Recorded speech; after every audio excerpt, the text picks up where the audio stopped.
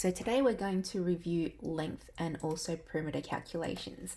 I'm not going to go into too much detail about length conversion. I'll just give you the chart here. Hopefully you know how to convert between metric units of length.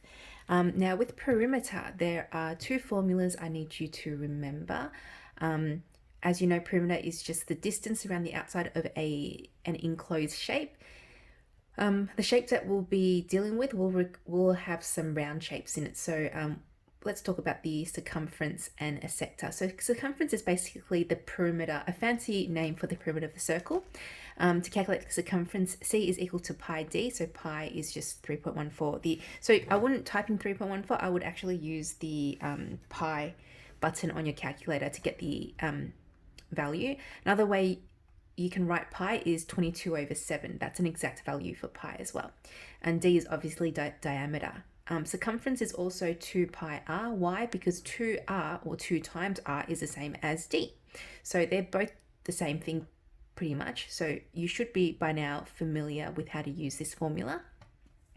Now this next formula here is talking about the perimeter of a sector. So what do we mean by sector? Right here where the green and the blue is the shape that the green and the blue lines are encompassing is a sector. And in fact, that's a minor sector, and in the white is a major sector. So we've got, as long as you're part of a circle, it's almost like it's a slice of pizza cut out of a circle, then it's considered a sector. It's bound, one of the points for the sector has to be the center as well. So to calculate the perimeter of a sector, you would use this formula here. Now, what does this formula actually mean? Well, a sector, if we look at this one here, is 2r. Why is it 2r? We've got these two straight lines here. R stands for radius. So we've got 2 radians that we have to include. And then we also have a portion of the circle. Okay, now 2 pi r is the circumference of a circle, but we're going to multiply it by the portion that we have. So this theta here is the angle. Okay, if we were to work out the this gray sector here, we'd need to find the angle between the 2 radians and put it into here to calculate the area of this particular sector. Similarly, if you were to work out the perimeter of the major sector, the larger portion, you'll need the angle for that major sector here. Okay, that's yeah. Okay, so let's go ahead and calculate perimeter, and here we have our first example. Should be nice and easy. We have a shape here, and we're told that we're given 3 lengths and we're asked to work out the perimeter if x is equal to 7. Well, if x is equal to 7, all you have to basically do is add the 4 values together. You just go right around. So I'll consider that done. I'm sure you can manage that yourself. Now, then we're told that if the perimeter is 21.3, well, what would x be? So it's pretty straightforward.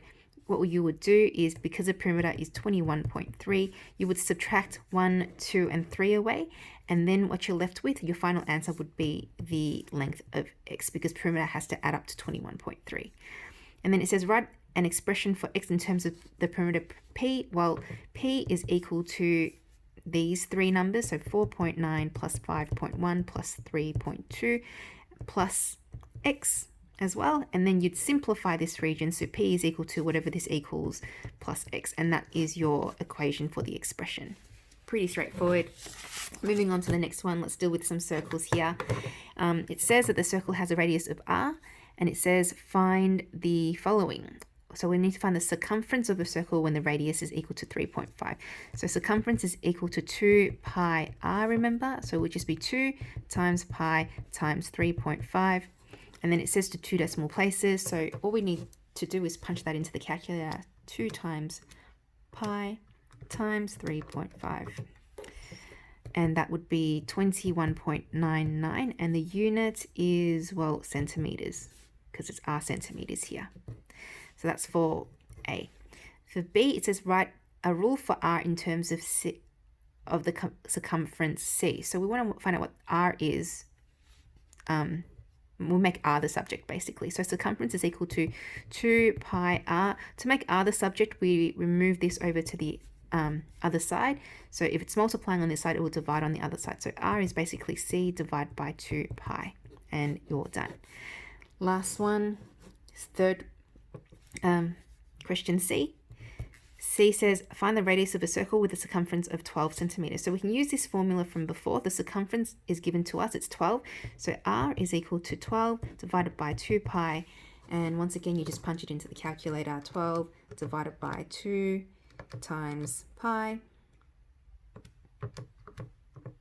And there you have it. Radius is equal to 2 decimal places, 1.91 centimeters. Okay, and last example, we get a slightly more complicated here. So this is a sector now. So this sector has a radius of 5, we've been told, and we've got the angle for the sector. It says find the sector's exact perimeter. When it's asking for exact, we will leave it as a fraction that's not rounded. Okay, a number that's not rounded. So perimeter of the sector, if you remember from before, it is 2r plus theta divided by 360 multiplied by 2 pi r. So we just fill in the information here. So 2 radius is 5, 2 times 5 plus, that's 280 over 360 times 2 times pi times 5. Okay, and that would be, now it's asking for exact, so instead of punching it into the calculator, I'm going to just work it out without without punching it into the calculator. So I've got 10 here, and then that simplifies to, sorry, didn't realize you couldn't see. So that simplifies to 7 over 9 times 2. Now remember, pi is just, we can leave it as pi, or you can write it as 22 over 7 times 5.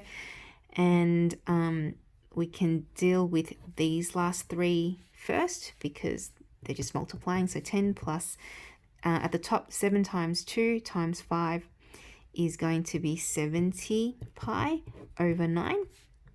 Okay, and then to simplify that, well, to be able to add that, you have to make the bottom, the denominator for here, the same as that one. So that's multiplied by 9, multiplied by 9. Then we'll have 90 over 9 plus 70 pi over 9. That will give us 90 plus 70 pi all over 9. And can we simplify that? No, we can't. So we are left with this here. Then it says find the perimeter correct to 1 decimal place. Well, then to find the perimeter to 1 decimal place, you would actually punch it into the calculator. So this first answer here is for A, and for B, you would just type that in. 90, oh, let me put it in brackets first. 90 plus 70 pi, and then divide by 9. So to 2 decimal places, it'll be 34.43 centimeters. And there you go.